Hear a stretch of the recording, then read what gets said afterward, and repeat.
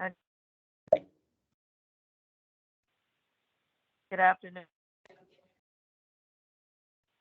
Good afternoon. Good afternoon. Yes.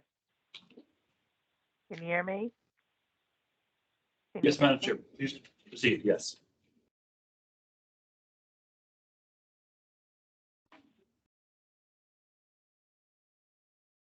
Welcome to West Basin Municipal Water District Water Policy and Legislation Committee and Special Meeting of the Board of Directors, July 17th. It is 1:01.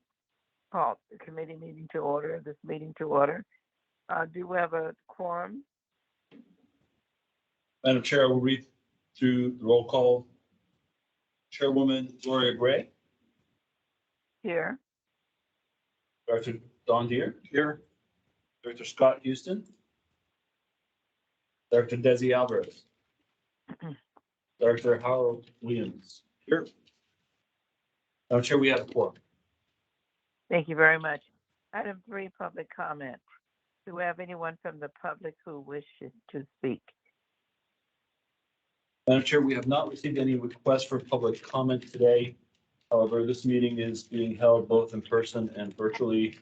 So if there is any virtual attendees who would like to make a public comment, please let us know by raising virtual hand.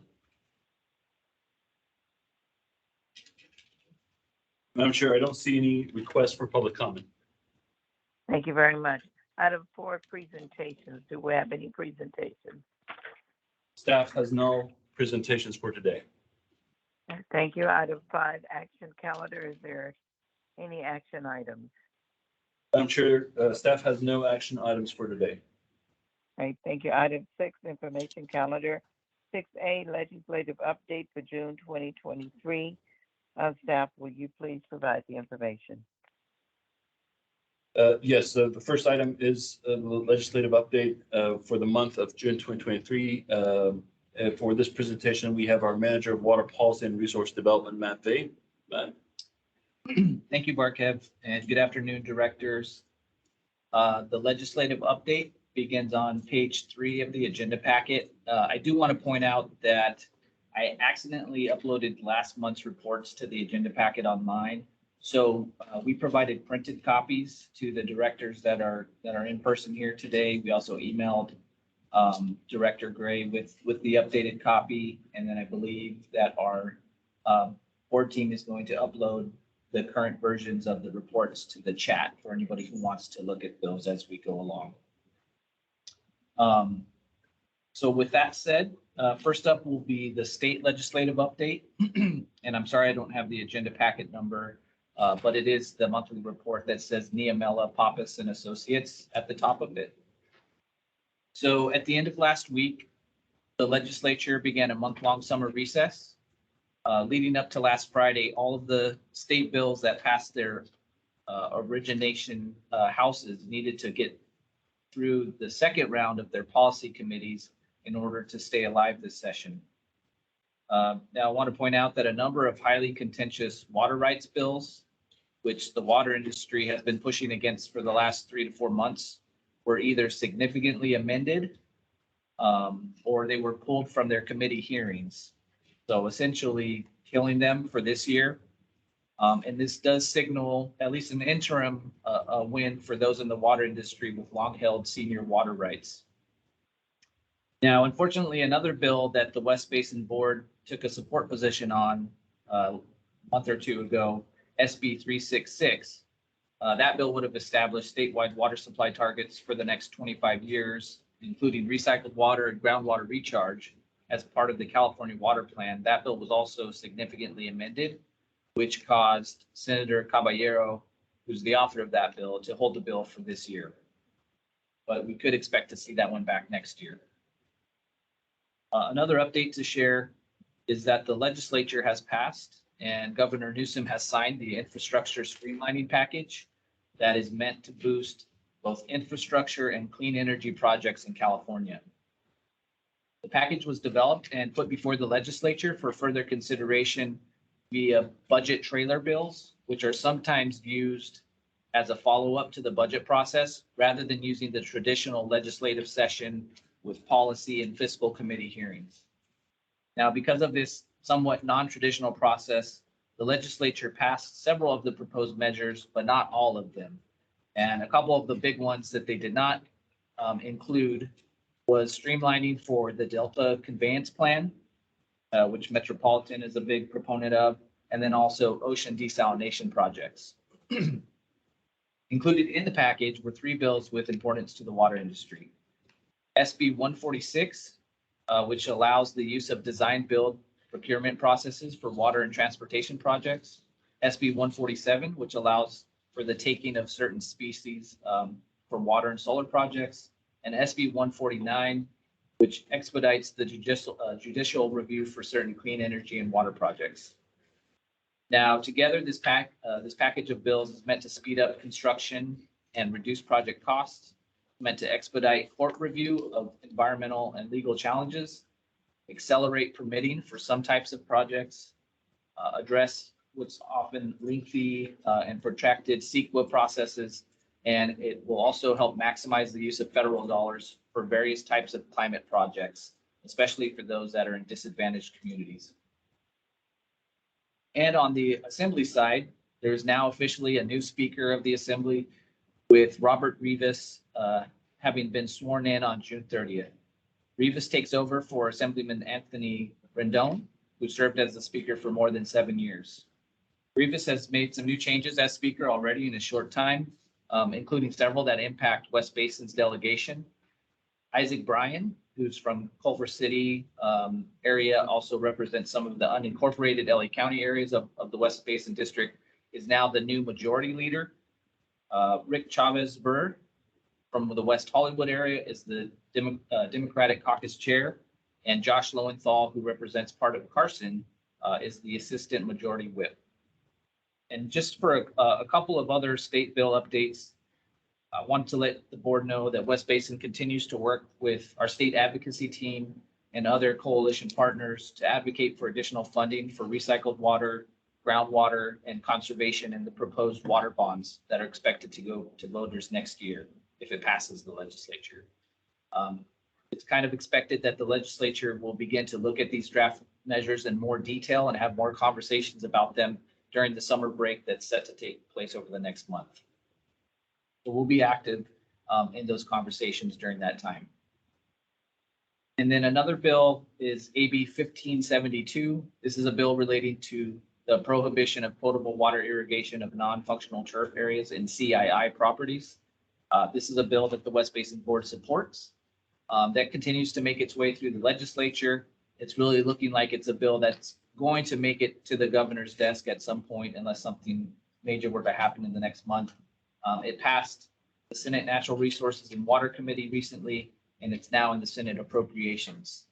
Last Friday, just wanted to note that Aqua, which had originally had an oppose unless amended position on that bill, they moved to a favor position on the bill. Metropolitan is a co-sponsor of that bill, and West Basin's in support of it. So it kind of shows how far the bill has come from when it was initially introduced and was opposed by a majority of the water industry. And then, as I mentioned, there is a full list of bills that you can find in one of the other handouts that West Basin is tracking. That's included in the packet. With that concludes my state report. Please let me know if you have any questions before I move over to the federal report. Are there any questions, Director Dare and Director Williams? No. No, thank you. All right. Thank you, Matt. If you could move to the federal report, please. Thank you. Okay, thank you, Chair Gray. So I'll now move on to federal issues. And again, printed copies of the updated VSA report were provided to the directors, and it's also available in the chat. It's the report with the heading of Van Scoyoc Associates. So Congress also recently returned from a 2-week recess, and they have a packed agenda for the remainder of this month before they head out of town for their August recess. In June, the House Appropriations Committee marked up its version of the fiscal year 24 Energy and Water Appropriations Bill, which includes funding for U.S. Bureau of Reclamation, as well as Army Corps of Engineers for their programs and projects. And funding in the proposed bill is about 6% lower than what was funded in fiscal year 23. One thing to note is that the House Interior Environment Appropriations Subcommittee released its draft bill for EPA measures, and included for the first time is $3 million for a pilot program for alternative water source grants. This is something that Water Reuse, one of our partners, has advocated for as one of their funding priorities in fiscal year 24. So it was great to see that included in the draft version. If funded, it would be the first nationwide program dedicated to advancing water reuse projects. There also continues to be discussions between Democrats and Republicans about spending levels for the fiscal year 24 budget, with Democrats wanting to use higher levels from the recent increase to the debt limit that they approved, whereas Republicans are seeking to roll back discretionary spending to fiscal year 22 levels. As a result of the disagreement between the two parties, Congress risks a potential shutdown as soon as October should the appropriations process not make any progress in the coming months. They could also look to do a continuing resolution, which is a temporary kind of stopgap funding measure, which they've done plenty of times in the past. I know that Tammy will be providing some updates on the Colorado River, including the recent progress being made in terms of the proposed agreement to conserve up to 3 million acre feet of Colorado River water by the year 2026. However, I did want to mention that separately, the U.S. Bureau of Reclamation is providing a public comment period for updating the existing Colorado River water distribution rules and guidelines, which will sunset in 2026. The Bureau of Rec will host several virtual public meetings in the month of July, with the first one that's actually scheduled for today. And they do have an August 15th deadline to receive comments from the public.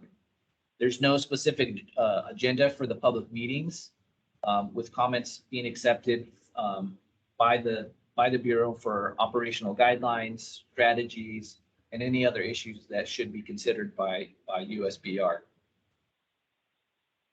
I also wanted to mention that last week, Congresswoman Grace Napolitano announced her intent to retire at the end of her current term, which is set to be at the end of next year, 2024.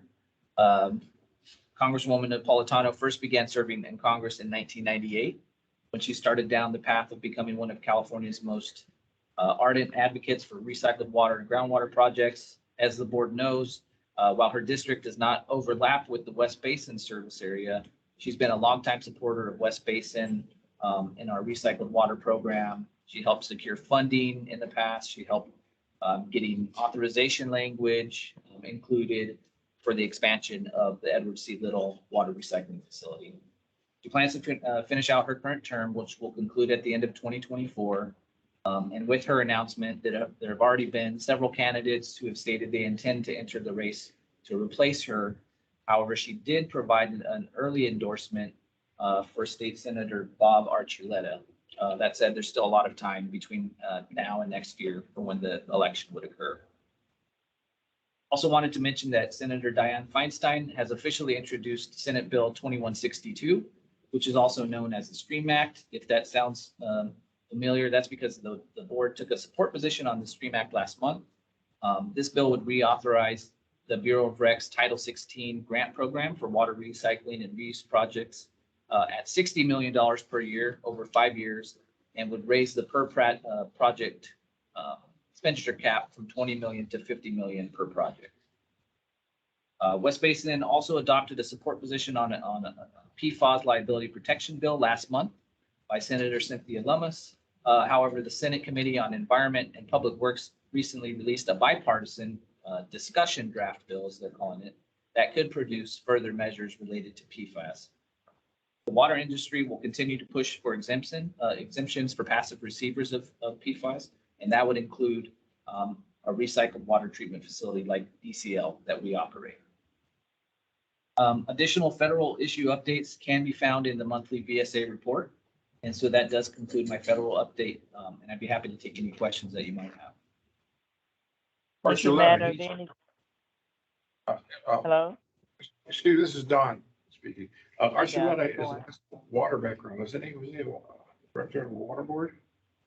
He is, yeah, he's serving in the Senate right now, but he does have yeah, he does have somewhat of a background in that area, yeah. Thank you, Chairman Green. Thank you. Any other questions? If not, Matt, does that conclude your report? Yes, yes, it does, Madam Chair. Thank you very much. Thank you for the report. Go to item 6D, Metropolitan Water District Program Update. Yes, the monthly Metropolitan Water District update will be presented by our water policy and resource analyst, Tammy Hurley. Thank you, Bart. Good afternoon, Chair Gray, Member Deere, and Director Williams. This memo includes a summary of metropolitan activity. I will provide updates on a few programs that are relevant and of interest to West Basin, and then wrap up with a brief summary on the water supply conditions. So this information starts on page 33 of the committee packet. And the first item is the Colorado River 2007 interim guidelines update. During the past couple of months, I've been providing updates pertaining to potential changes that would impact the Colorado River operations. And last month, I had reported that the Lower Basin states submitted a proposal to reclamation with an outline that would conserve an additional 3 million acre feet of Colorado River water, which is what Matt had just mentioned. So included in today's report are elements of that plan. And a few specifics include new system conservation, conserving at least 1.5 million acre feet by the end of 2024. And 2.3 million acre feet of new water conservation programs would be funded using federal monies under the Inflation Reduction Act. And all or a portion of this water conserved may be offset with Metropolitan's intentionally created surplus, or otherwise referred to as ICS, which they created or they'll have created between 2023 and 2026. So it is important to note that 7 Colorado River Basin states are fully supportive of this proposal. And the Bureau of Reclamation will complete its analysis and will publish an updated supplemental environmental impact statement later this year. Next item regarding the Delta Smelt and Native Species Preservation Project. Last month, Metropolitan had adopted a mitigated negative declaration for this project, and a presentation was presented also at the West Basin Caucus meeting last month in June.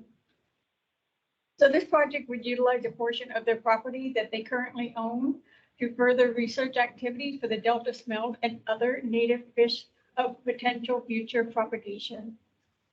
So as the largest state water project contractor, Metropolitan will continue to invest significantly in the state water project by encouraging efforts to restore the sensitive fish population in the Delta watershed and promote scientific research into the causes of the decline of the fish that are native to the Delta. So this project is being proposed as part of a state and federal partnership. And the proposed project would include the construction of 2 marsh pond complexes to house native fish for experimental studies. So during the fall of 2023, later this year, Metropolitan staff will return to the board for consideration of project approval and award of a construction contract for the Delta Smelt and Native Species Preservation Project. So the next item is the pre-stressed concrete cylinder pipe reliability program. We'll refer to this as a PCCP program. And this program enhances the reliability of Metropolitan's water distribution system and reduces the risk of emergency repairs. So this is a 20-year upgrade program that will reline a total of 100 miles of their pipelines. And Metropolitan has 5 main segments that are considered priority pipelines. So one is the second lower feeder, which runs through portions of West Basin service area. And there are recent activities along Reach 3A and Reach 3B of this feeder. So Reach 3A runs within the city of Rolling Hills Estates, and Metropolitan has construction activities scheduled,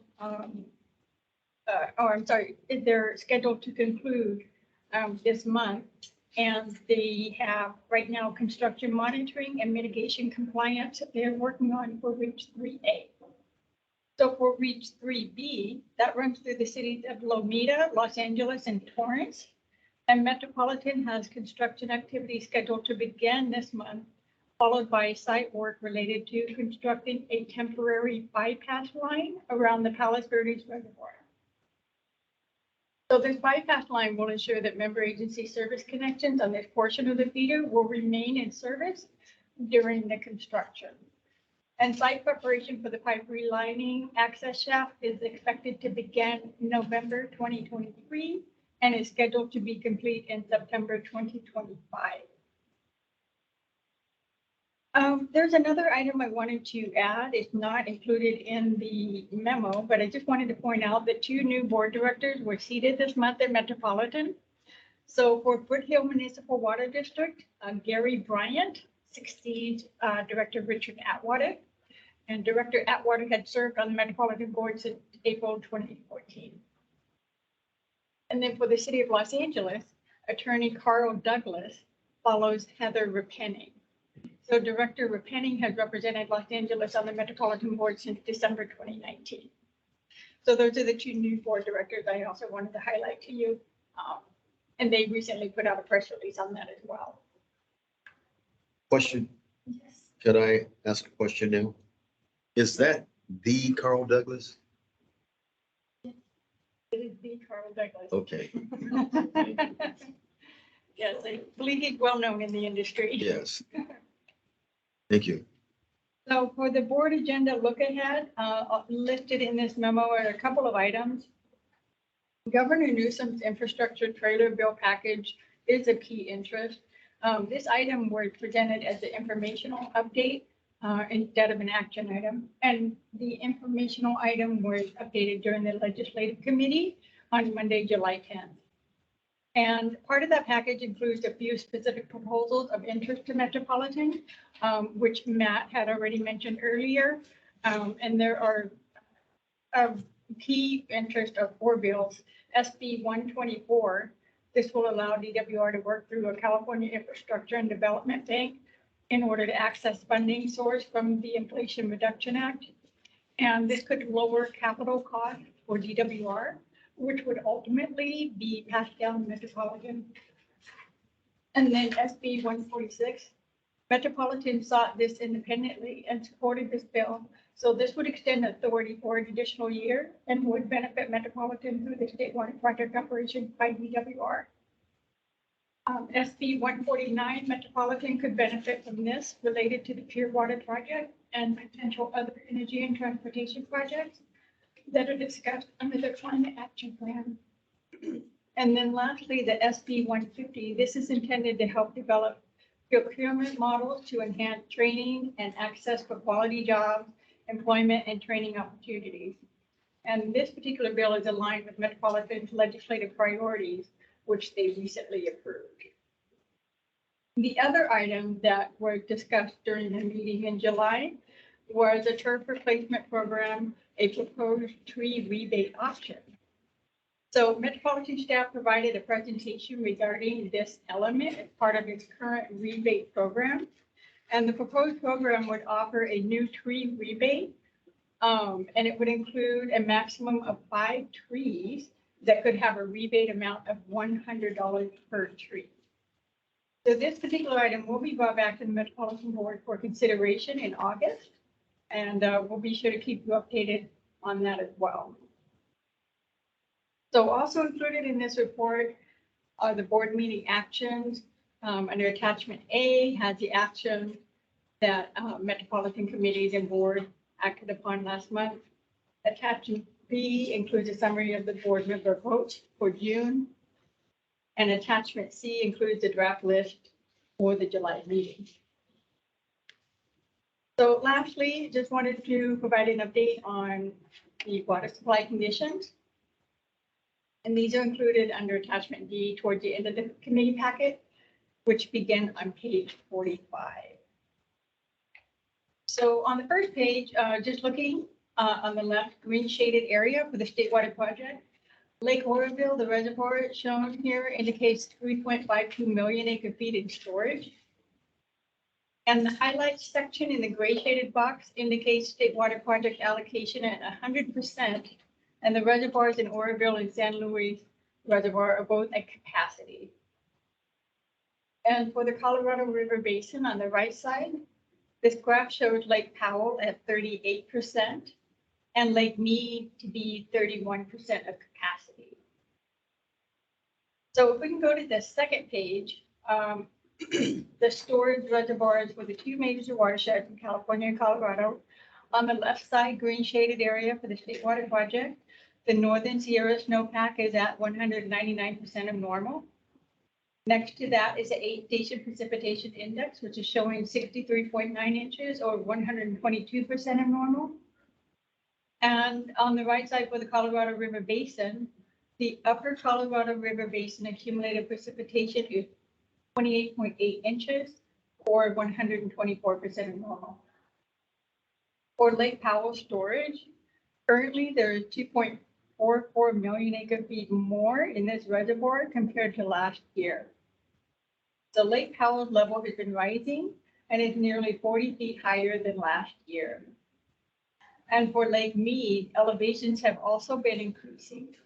Last May, the Bureau of Reclamation predicted Lake Mead's elevation to increase of up to 1,067 feet by the end of this calendar year in December. So in summary, Metropolitan is working hard to manage all of their supplies by refilling storage accounts and making groundwater deliveries. So with the State Water Project allocation at 100% and then supply from the Colorado River, Metropolitan total supply is more than 3 million acre feet. So their supplies are nearly twice the amount of what their demands are. With so much supply available from the State Water Project, there may not be able to utilize all of that supply. However, if there is any supply left in the State Water Project system, that would help to support any future State Water Project allocations. So that concludes my report, and I would be happy to answer any questions that you all may have. Thank you. Thank you, Tammy. Very good report. Are there any questions? Are they planning on raising Lake Mead now? That Lake Powell is up. Are they gonna put more water in Mead? Yes. Yeah. So that's rising, and their predictions, as I mentioned, Lake Powell is increasing. They predicted to be 1,060 feet elevation in December. Just a couple of months ago, they had predicted it to be, I forget the number, but it's basically 40 feet less in elevation. So yeah, they're definitely seeing more increases in that area, and that will ultimately help Lake Mead, as we know. That's all I have.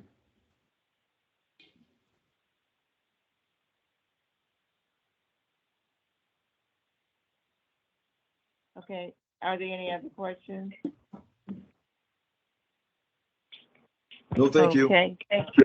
Thank you, Tammy. Thank you so much for that thorough report. Let's go to the next item on the agenda, which is closed session. Closed session. Madam Chair, we have no closed session items for today. I thank you, and director's comment in future agenda items. Director Deere, None, thank you. Director Williams. No, thank you. For my comments, thank you to staff for thorough reports this morning. Thank you for Barkay for directing everything this morning. And so with that, this meeting is adjourned. So thank you very much. Bye-bye.